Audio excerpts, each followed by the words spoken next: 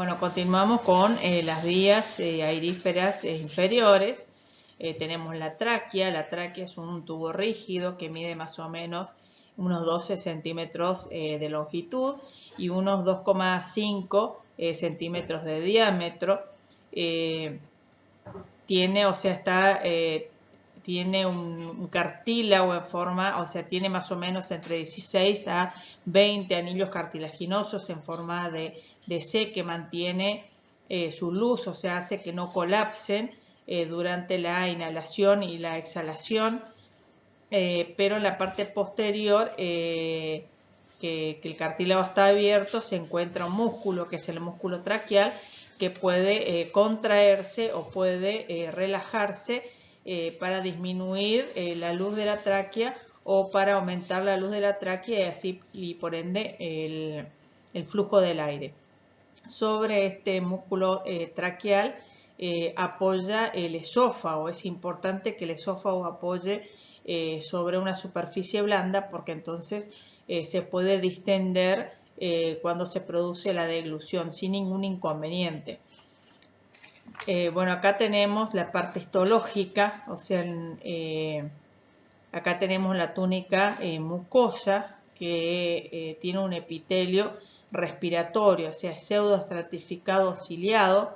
Estas células son células que, ¿se acuerdan que había comentado de que tienen aproximadamente unos 200 o 250 cilios? Y esos cilios continuamente baten hacia la faringe para que se degluta todas las partículas que quedan retenidos en el moco y que eso se conoce como transporte mucociliar. También existen células caliciformes que producen moco y células basales que son citoblastos, que son las que permiten regenerar ese tejido. La lámina propia apoya sobre el epitelio apoya sobre la lámina propia, que es tejido conjuntivo, que está muy vascularizado, y después tenemos la mucosa,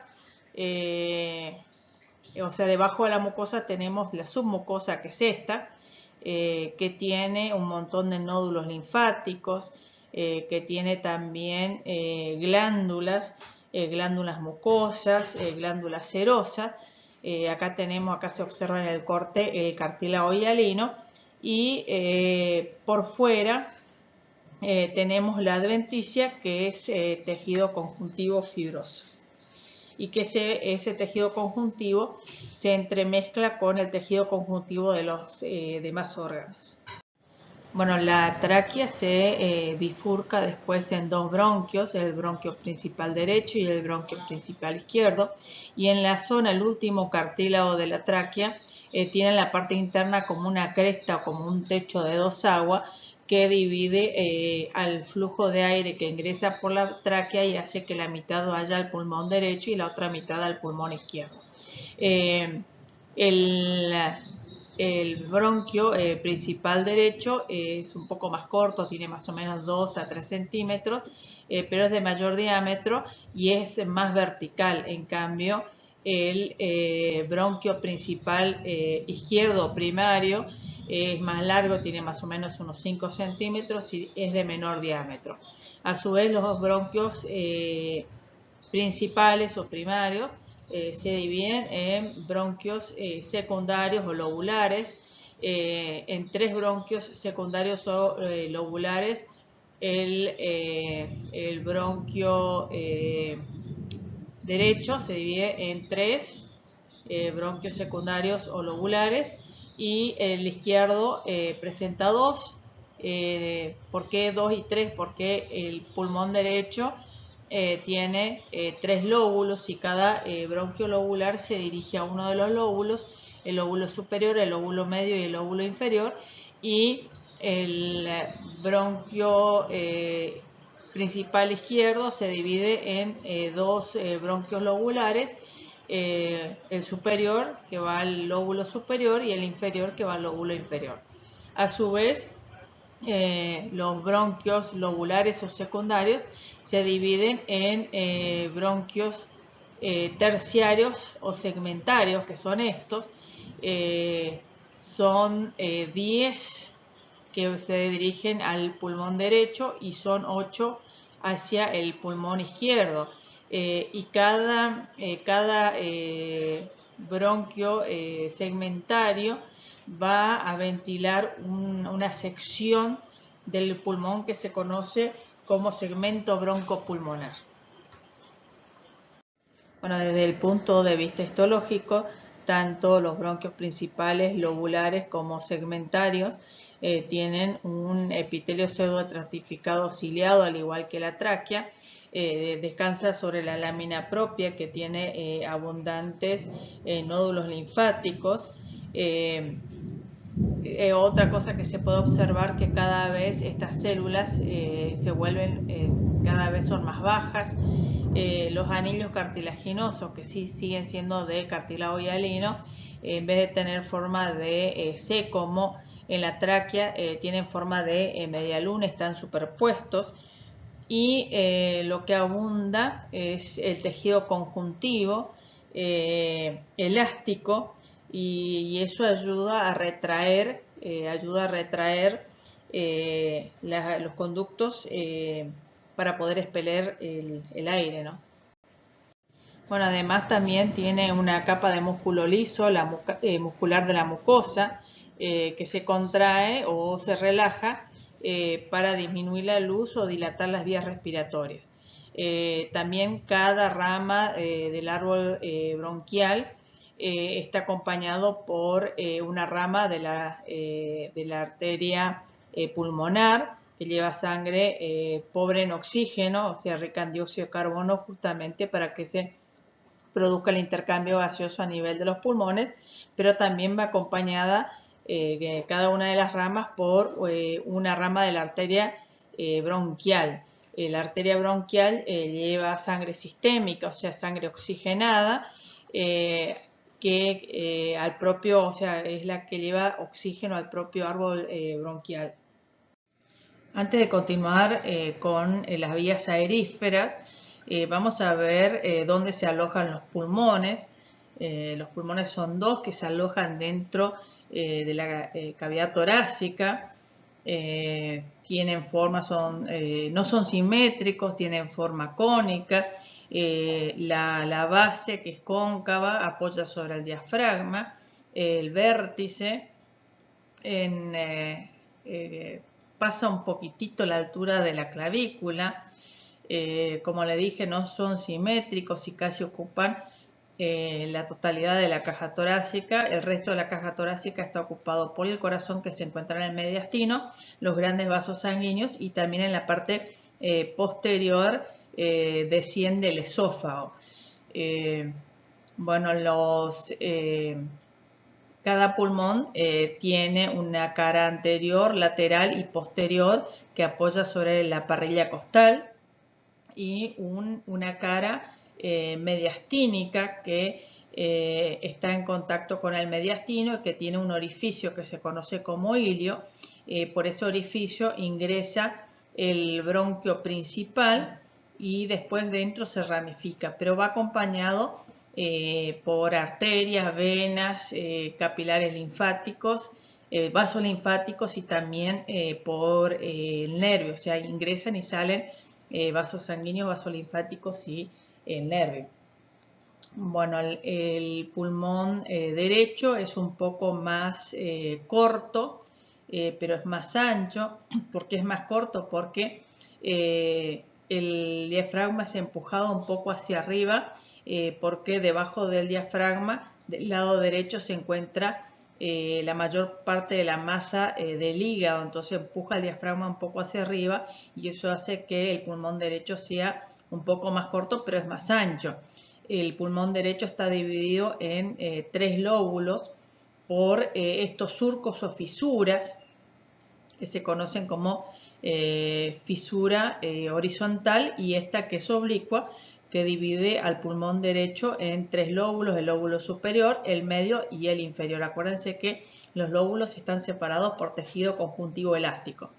El pulmón izquierdo es un poco más largo, es más angosto, y en la cara mediastínica tiene como una muesca que se conoce como impresión cardíaca, que es el espacio que ocupa el corazón, porque el corazón está, si bien el corazón se encuentra en el mediastino, pero el vértice está inclinado hacia adelante y hacia la izquierda. Entonces ocupa este espacio que se conoce como impresión cardíaca. El pulmón izquierdo está dividido por este surco o fisura en el lóbulo superior y el lóbulo inferior. Bueno, pero a su vez cada lóbulo está dividido también por tejido conjuntivo en segmentos broncopulmonares, que justamente a cada segmento broncopulmonar ingresa un bronquio segmentario. Por eso que justamente hay 10 bronquios segmentarios que llegan a cada segmento broncopulmonar al pulmón derecho, y lo mismo pasa con el pulmón izquierdo, pero en vez de tener 10 segmentos broncopulmonares, tiene 8 segmentos broncopulmonares, y a cada uno de esos segmentos broncopulmonares ingresa un bronquiolo segmentario, que es el responsable de ventilar ese segmento broncopulmonar.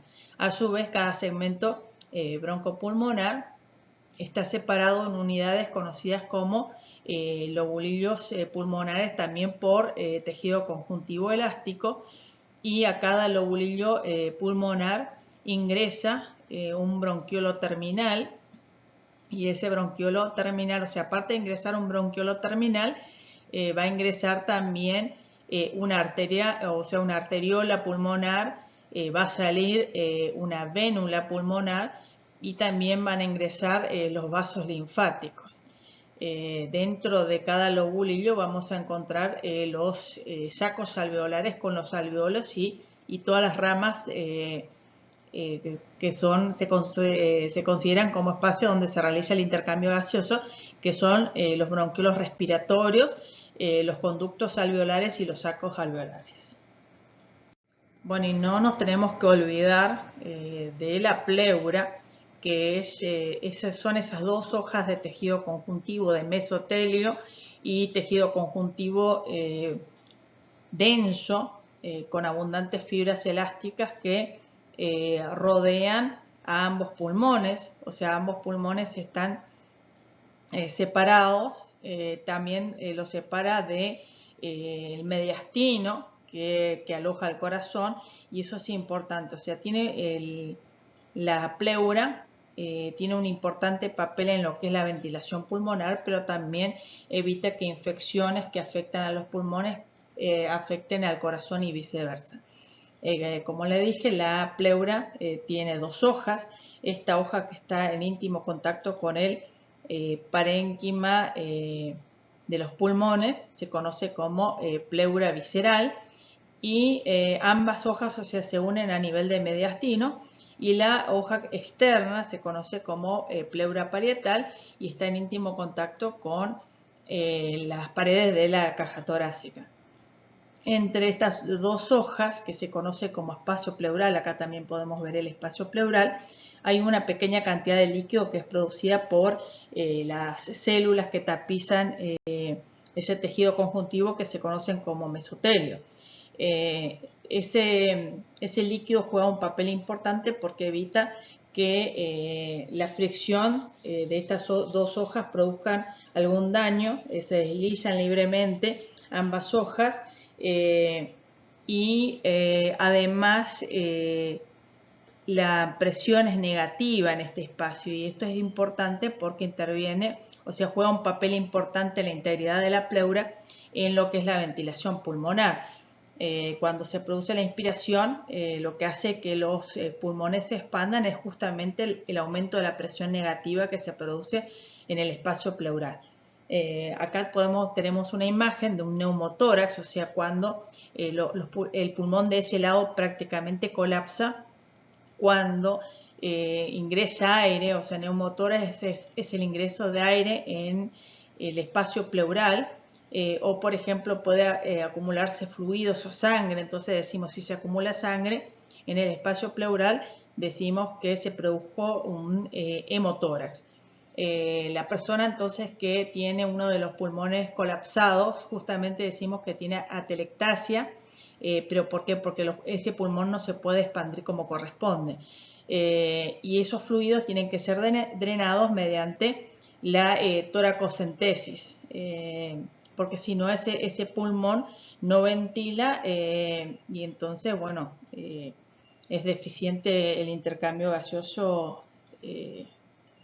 porque solamente se está dependiendo de uno de los pulmones. Bueno, continuamos con las vías aeríferas. Nosotros habíamos visto las características histológicas de la tráquea, los bronquios principales, bronquios lobulares y los bronquios segmentarios. Continuamos con los bronquiolos.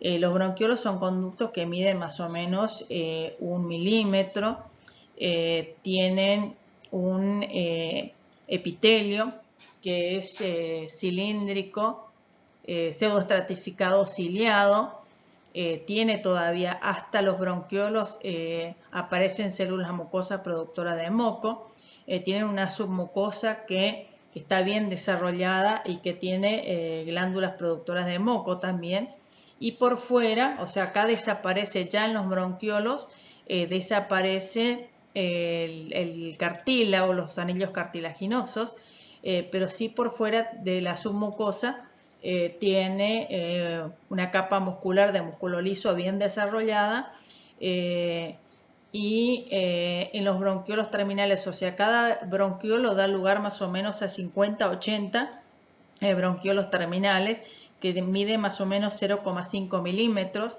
Ya en los bronquiolos terminales ese epitelio se vuelve mucho más bajo, o sea, el epitelio es cúbico, si bien sigue siendo ciliado, porque hay que barrer el moco que se produce en todas las vías aeríferas superiores, pero ya no hay células caliciformes productoras de moco, justamente para evitar que se congestionen los bronquiolos respiratorios o los conductos alveolares.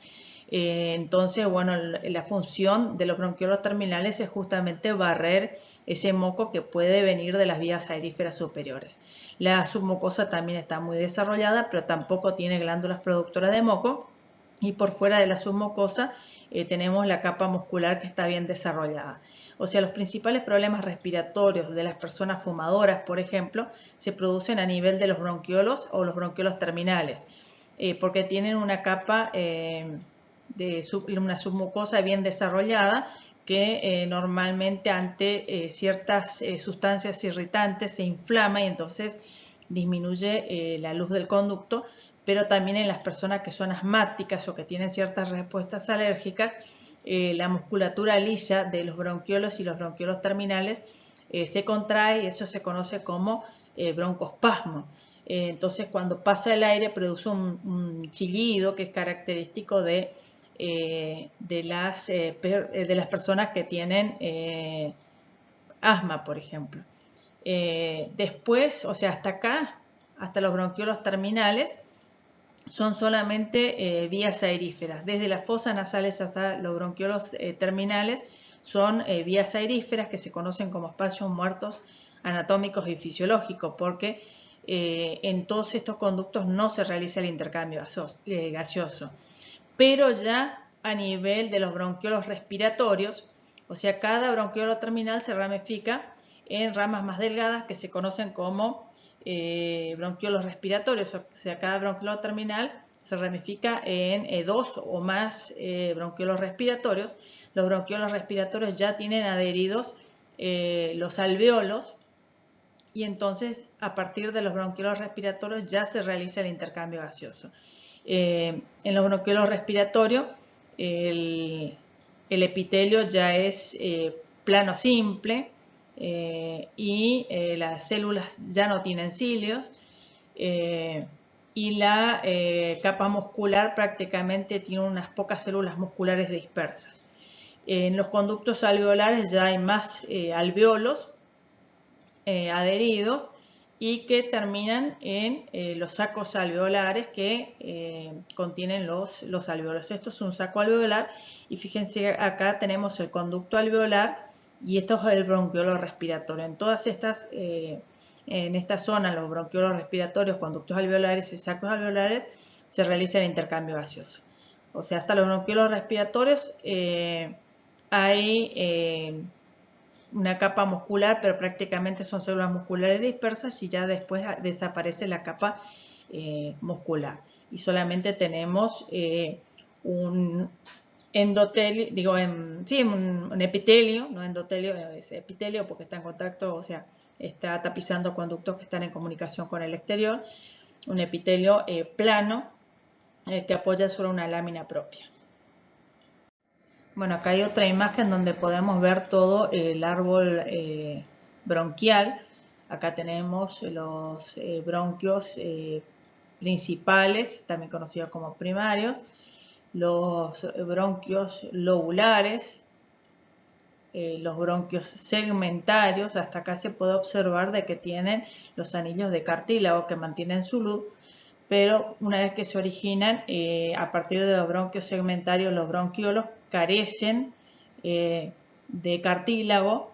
Acá tenemos los bronquiolos terminales y que los bronquiolos terminales dan lugar a la porción respiratoria. Recuerden que hasta acá tenemos la porción solamente conductora o espacios muertos anatómicos y fisiológicos porque solamente conducen el aire. Acá se originan en los bronquiolos respiratorios, como tienen alveolos adheridos, entonces comienza la porción respiratoria. Bronquiolos respiratorios, conductos alveolares y estos que son los sacos alveolares, que sus paredes están formados por alveolos. Bueno, acá hay una imagen donde podemos ver los bronquiolos. Esto es un bronquiolo, los bronquiolos terminales, y acá ya tenemos los bronquiolos respiratorios que tienen alveolos adheridos. Esto es el conducto alveolar y todo esto es el saco alveolar con los alveolos. Más o menos se calcula que por cada pulmón hay 150 millones de alveolos, o sea, 300 millones de alveolos en los dos pulmones. Cada alveolo tiene un diámetro de 0,2 milímetros. O sea que si estiramos la superficie, o sea, si ponemos cada alveolo uno al lado del otro y lo estiramos, más o menos cubrimos una superficie de 70 metros cuadrados. Bueno, aparte, los alveolos están cubiertos por un plexo capilar, o sea, una red de capilares que están tan juntos los capilares como para asegurar el intercambio gaseoso, que por eso que se dice que el flujo es laminar. Otra particularidad, que la sangre en los pulmones llega por una, por una arteria pulmonar que transporta sangre rica en dióxido de carbono y sale por las venas pulmonares, que son las únicas excepciones de arteria que transporta sangre rica en dióxido de carbono, y de venas, son 4 venas pulmonares que transportan sangre rica en oxígeno. Vamos a ver cómo está formada la membrana respiratoria. La membrana respiratoria, primero que tiene que ser muy delgada, porque eso permite realizar el intercambio gaseoso. ¿Cómo está formada? Acá hay una imagen ampliada, fíjense el tamaño del eritrocito. El eritrocito más o menos mide 7,5 a 8 micrómetros y esto es la membrana respiratoria. Estas son las células, que son las células más numerosas que forman los alveolos. Más o menos el 90 al 95% de los alveolos está formado por estas células que forman ese epitelio que es muy plano, que se conocen como neumocitos de tipo 1 o son células epiteliales y que forman parte de la membrana respiratoria. Entonces, bueno, estas células son las células epiteliales, los neumocitos de tipo 1, acá tenemos los núcleos. Por otro lado tenemos acá un líquido que es agua más líquido surfactante, que es producido por otras células que son los neumocitos de tipo 2, que es una delgada capa que cubre los neumocitos de tipo 1, o sea, el epitelio respiratorio. Por otro lado tenemos la lámina propia o membrana basal, sobre la cual apoyan las células epiteliales. Después tenemos acá el espacio intersticial, que prácticamente es nulo porque en la mayoría de los casos la membrana basal del epitelio de los alveolos está en contacto con la membrana basal del epitelio de los capilares pulmonares, los capilares sanguíneos. Y acá tenemos la membrana, o sea, las células que, o sea, el epitelio, no epitelio, sino es un endotelio porque no está en contacto con el exterior, o sea, las células endoteliales de los capilares sanguíneos. Entonces, el grosor de esta membrana respiratoria es 0,5 micrómetros. O sea, hay zona que es más delgada, que puede medir hasta 0,2 micrómetros, y hay zonas que donde están los núcleos celulares que son un poquitito, tiene un grosor mayor. Pero esa membrana respiratoria no debe estar inflamada, no debe producirse un edema, acumulación de líquidos, porque si aumenta de grosor esa membrana respiratoria, dificulta el intercambio gaseoso. Por otro lado, fíjense que el diámetro de los capilares, estos son los capilares sanguíneos, cada uno de estos capilares sanguíneos tiene un diámetro de 5 micrómetros. O sea que eso indica que los eritrocitos, que tienen 7,5 micrómetros, tienen que aplastarse para poder atravesar, y eso es bueno porque al aplastarse están directamente en contacto con la membrana respiratoria y directamente los gases difunden, no necesitan disolverse difundirse primero en el plasma para atravesar la membrana respiratoria, sino que difunden directamente del eritrocito a la membrana respiratoria o viceversa. Bueno, acá podemos observar alrededor de los alvéolos todo el plexo capilar. Fíjense cómo están los capilares uno al lado del otro. Por eso que decimos que el flujo a nivel de los alvéolos es laminar. Otra particularidad es de que las arterias, a diferencia de las arterias del resto del cuerpo, que ante hipoxia se produce la vasodilatación, o sea, llega mayor cantidad de sangre a ese tejido, a nivel de los pulmones ocurre lo contrario. O sea, en situación de hipoxia, justamente se produce la vasoconstricción de las arterias pulmonares. Eso es importante porque redirecciona el flujo de sangre, porque entonces si se produce la vasoconstricción llega menos sangre a zonas de los pulmones que están menos ventiladas, y esa sangre se dirige a zonas del pulmón donde hay mayor ventilación. Acá tenemos un alvéolo donde podemos ver los neumocitos de tipo 1. Recuerden que constituye el 90 al 95% de las células de los alveolares. Y después acá tenemos otras células que son células mucho más grandes, con microvellosidades en su superficie apical, que son células que se van a dividir por mitosis y van a reparar, van a sustituir a los neumocitos de tipo 1 dañados o que se mueren, y por otro lado producen una sustancia surfactante, que esa sustancia surfactante, que se conoce como dipalmitoil fosfatidilcolina, esa sustancia es una mezcla de fosfolípidos y de lipoproteínas, iones calcio también, que lo que hacen es meterse entre las moléculas de agua y reducen lo que es la tensión superficial, porque las moléculas de agua por su polaridad se unen mediante puentes de hidrógeno y generan una fuerza opuesta que evita que los alvéolos se puedan expandir durante la inspiración. O sea, lo que tienden es a colapsar los alvéolos. Entonces justamente esa sustancia surfactante reduce la tensión superficial.